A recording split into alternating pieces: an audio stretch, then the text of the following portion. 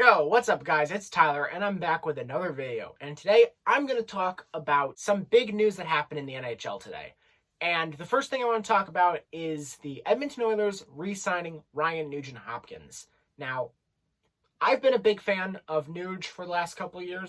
I've really been interested in just the way his career started, and he was a first overall pick, and everyone's kind of, he's kind of been considered like a soft bust in a way, where he's like, he never was really a first overall pick caliber player, but he's still a good NHL player. He's not like a Yakupov where he never became anything, but he's not like a superstar or anything. He's a good player, and he's just kind of a decent player. And I've just been really interested in seeing how he went from a player who, like, people were like, okay, this guy's really not that good, to, okay, he's a decent player, and teams value that, and he's been a good player on some good Oilers teams who have struggled to really get over the next hump and become great teams. The one I want to talk about here is what we have here with Ryan Nugent-Hopkins and his contract extension with the Edmonton Oilers. That's going to be an 8-year deal that takes him all the way through the 2028-29 season, and a cap hit of 5.1 across the entire deal. First off, this current contract is the longest contract we have in the NHL right now. Every contract that has been signed in the NHL, none of them go to a later date than the current Ryan Nugent-Hopkins contract. Every other contract is earlier, so any contract will end in 2028 or 27 or 26. None of them go all the way until the 2028-29 season. This is the first one that does that, so that's interesting there. The second thing that's interesting about this deal is that it is a front-loaded contract that takes him all the way until the age of 36, because it's a $5.1 million annual average value, or cap hit. It's a front-loaded contract where he's getting paid more at the beginning and less at the end. In the first couple years, he's going to be getting paid around $6.5 million, and towards the end of the deal, it's going to be more around $3.5 million. And I think this is a good contract. There's many different angles that I want to take with this. The first thing I want to do is I'm going to talk about how this works for the Oilers as a team in terms of the cap management perspective. Then I'm going to talk about Ryan Nugent-Hopkins and how he fits with the current Oilers. And then I'm going to talk about how this is a good move for Nuge as a person. Let's start with the first part. How exactly this fits with the Oilers in terms of cap management. This, I think, is a good deal in terms of cap management, and I think it's signed at the right time. And there's a couple reasons for that. First, you can look at this and say it's an 8-year deal, and 8-year deals are risky. Yes, 8-year deals are extremely risky, but there's a couple things that I think that are going to make 8-year deals that happen right now less risky. One, the cap hit's not that big. It's 5.1. That's really good for a player who's a top 6 forward like Nuge is, and it's just the fact that, yeah, it's going to take him until the age of 36, and that 5.1 might be a little bit of a struggle there. But we just signed a brand new TV deal with ESPN.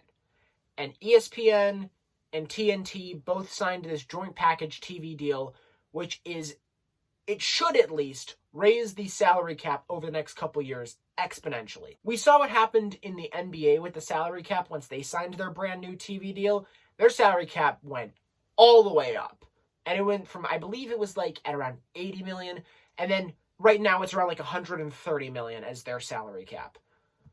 But again, the point is just that I think that the brand new TV deal, this current salary cap of around 81.5, it's not going to stay that way. Even though it's been flat the last couple years, that's going to go up as the TV deal starts to have more impact on the league.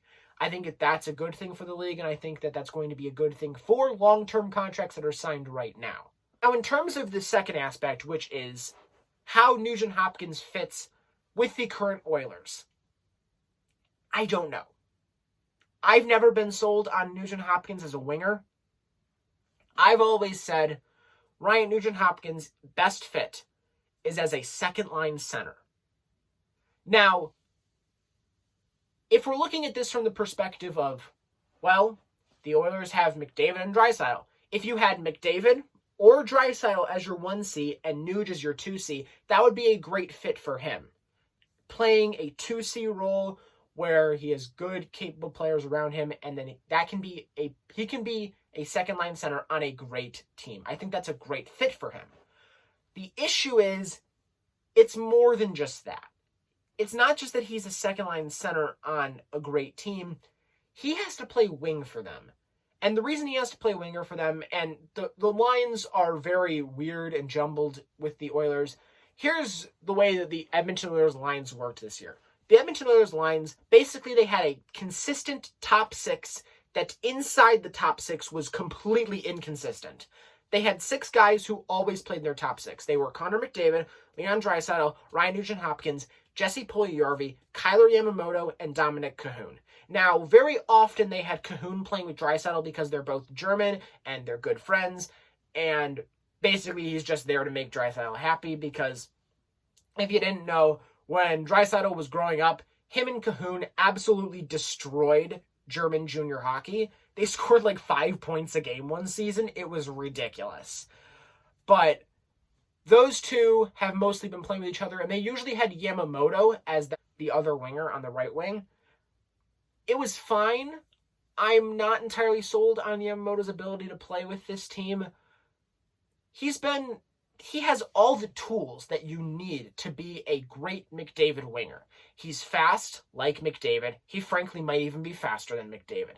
And he has a great shot, which is something you need next to McDavid. But there's just something that just isn't getting put together. I don't know what it is. I haven't seen a lot of times when I've watched Oilers games, I haven't seen them try very often a line that involves Yamamoto and Puljujarvi as McDavid's wingers. I'm not sure exactly why they don't try that often. Maybe it's because they don't trust either Poole or Yamamoto on the left. I think it's worth it to give it a try. Usually that winger on McDavid's left, because Puljujarvi's been attached to McDavid's hip on his right side this entire season, and that was a great fit for him. Puljujarvi is not a great scorer himself. He does have a good shot, but it doesn't get used very often. What Puljujarvi did this year was he did a great job of creating space. He did an excellent job of creating space for McDavid, and with McDavid, when he's given space, he can work magic. And we saw him work magic this season. He scored 105 in 56 games. That was ridiculous. They had Puljujarvi play next to McDavid. I think those two right there are a good fit, but they need somebody next to him who can be a guy with a great shot, who's fast. They've tried it with Tyler Ennis. They tried it with Andreas Athanasiou.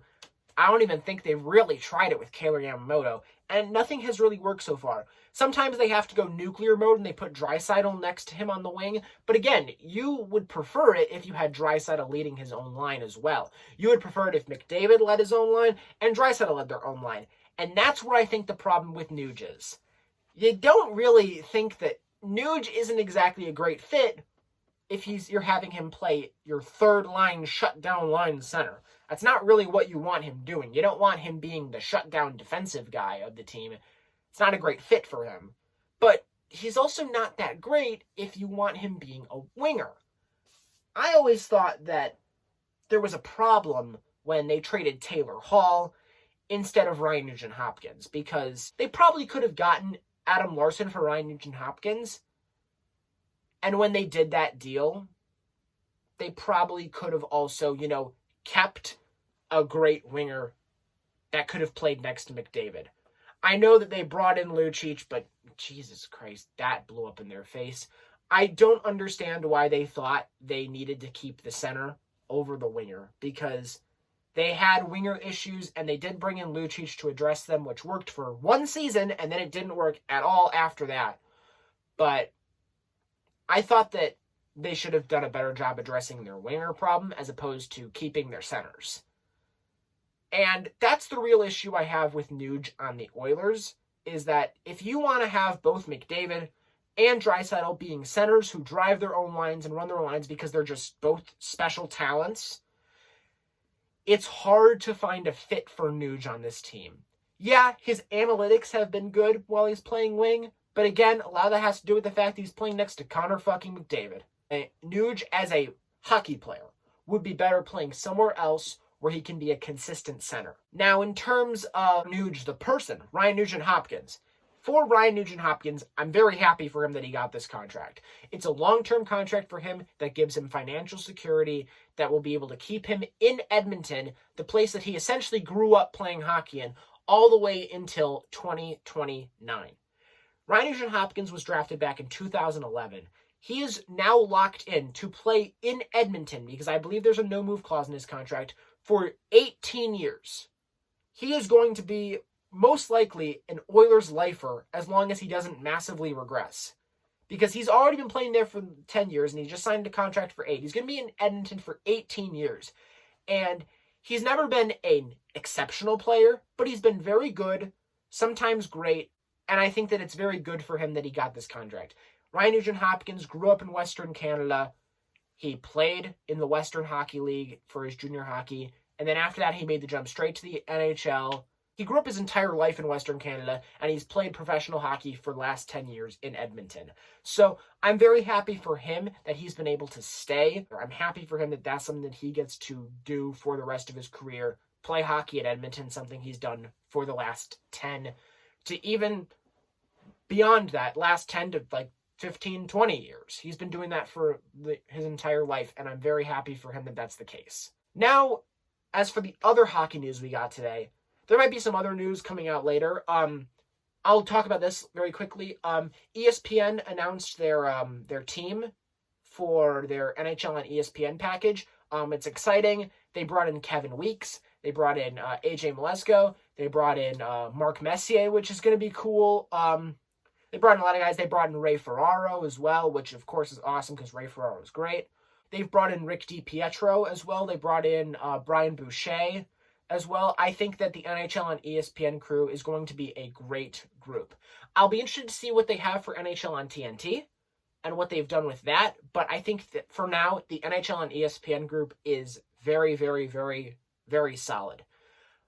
I do think that I don't know entirely who their play-by-play guys are. Not entirely sure about that. I don't know them very well. I've seen the names, and I don't know them very well, but I know most of the color commentators. I know what they've done. A lot of very experienced, great hockey minds, and I think that it's very good. They also, of course, will always have Barry Melrose.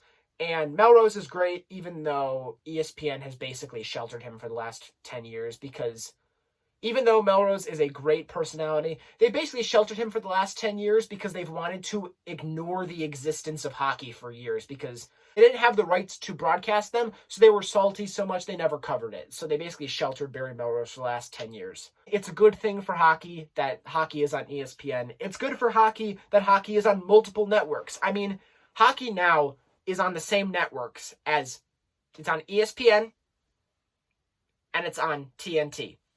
Those are the same two networks that cover all the national NBA games as well. That's a great thing for the NHL, that's happening. They have the same exact broadcasting company that also broadcasts NBA games. That's a great thing for them. And I'm excited to see how it works. Apparently, we're also getting Wayne Gretzky for the TNT group, which that's going to be fun. But again, that's just a small thing, and that's going to be good for hockey that we're getting that. As for the other news that we got today, Don Granato was hired officially as the Sabres head coach. Now, I've always liked the Buffalo Sabres, mostly because my mom is from Buffalo, and I am a big fan of Melody Martin. I think that this is a good move for the Buffalo Sabres. I think that what we saw this year with the Buffalo Sabres was basically a total catastrophic train wreck that slowly got better, specifically on the ice. The Buffalo Sabres, after they fired Ralph Krueger and brought in Don Granato, stopped being the worst hockey team that most of us have ever seen. They were so cataclysmically, historically bad. So bad under Ralph Krueger. And most of the reason was because they had these creative offensive talents, and his system was a defensive system, and he was taking these creative offensive talents like Taylor Hall and Jack Eichel and Sam Reinhart and even Jeff Skinner, because Jeff Skinner is a great sniper who just has been screwed over by Ralph Krueger, and Rasmus Dahlin because of the way they were having him play. Rasmus Dahlin is an exceptional defenseman who has all the talent in the world to become the next Erik Karlsson. And they just have been screwing him over because they are not letting him play the way that he's been able to play. And that's the one thing that Don Granato let these players do. They let guys like Casey Mittelstadt. They let guys like even Jeff Skinner. They let Henry Jokiharju, Rasmus Dahlin, Dylan Cousins. They let them play the way that they were meant to play. And the team started winning. The team started playing quality games. Linus Ullmark, when he came back, they started winning games with him in net because he was amazing for the Sabres this year. In fact, I think he had like a winning record under them, if you count overtime losses as ties. He had like something close to a winning record, regardless of what you think about overtime losses. He was close to a winning record with the Buffalo Sabres. It was insane the fact that he was able to do that considering how bad this team was. They had the worst record in the NHL. They got the first overall pick, and their starting goalie, who barely played all season because he was hurt, had a near winning record when he was on the ice. Of course, injuries for the Sabres were a big issue for them this year. Jack Eichel suffered injuries. Their goalie, Linus Ullmark, suffered injuries. Carter Hutton, their backup goalie, who was terrible this year, suffered injuries. They had so many injuries in goaltending that they had to play Michael Hauser, a guy who I don't think he had ever played an NHL game before. He was like 35, and he was like an ECHL goalie. That was a really nice story that happened, but the Sabres dealt with a lot of injuries this year, and they're looking to move on from Jack Eichel and Sam Reinhart and probably trade them for big packages. And if those trade packages go through, what we should expect is that this is going to be a young team underneath Don Granato, and they're going to be able to develop players. I expect the Sabres to be able to develop players this year, and whether or not Granato is a great team-winning coach, I think that he's going to be great for them in terms of player development, because that's what we saw from him this year. We saw exceptional ability to develop talent. We saw with Casey Mittelstadt how great he played at the end of the season. We saw Dylan Cousins step up in a leadership role. We saw Sam Reinhart, even though he's probably gone, he played exceptional after Eichel got hurt and after Kruger was fired. Dahlin looked like himself again. I think that it's a very good thing for this team that these players get back to playing hockey the way they were meant to play hockey. And Don Granato has shown, at least for the time being, that he can be the coach for the Sabres for now to let those players actually play hockey the way that they were meant to play. And you know what? Considering how they played towards the end of the season, if they're able to get some consistent, not terrible goaltending, and they get a couple more bounces and maybe some of the younger players develop, the team had the first overall pick this year because they won the draft lottery, but they also had the worst record in the NHL. So they were set up for the first overall pick before the draft lottery. I wouldn't be surprised if this team is picking like 12th next year. I would not be surprised if by the end of the season, the Buffalo Sabres are not the worst team in hockey, and they're not even a bottom 10 team in hockey. Because I think that this young talent can develop. Eichel had barely any impact on the team this year because of his injuries and his struggles, even with injuries while he was playing. So I think that the talent you're going to get back in an Eichel trade, the talent you might get back in a Reinhart trade, the development of Mittelstadt, the development of Cousins, the development of Dahlin, maybe even Jokiharju. I haven't mentioned Owen Power yet because I don't think he should be playing in the NHL next year. No. Let Owen Power go back to college. I would be surprised if they made a playoff spot. I don't think that's happening, but I wouldn't be surprised if they at least kind of contended for a playoff spot. But that's going to be everything that I have to say about today. In terms of just a little bit of a recap here, I think that the Ryan Nugent-Hopkins signing, it's a good contract. I don't know about the fit in Edmonton. I've never been sold in the fit in Edmonton, but I'm happy for Nuge as a person that he was able to get that contract done. I'm excited for NHL on ESPN next year. I think it's great that people are actually going to care about hockey again, and ESPN is now forced to respect hockey as a great sport because they now are putting money into promoting hockey. And as for the final thing, I think Don Granato is the right coach for the Buffalo Sabres right now because he's shown an ability to let the players play the way that they should be playing, and he's been good in terms of player development. And we've seen a lot of players do very good after having a lot of struggles under the previous coaching. But that's everything I have for today. I hope you enjoyed the video. If you liked the video, please leave a like and subscribe down below, and I will see y'all next time.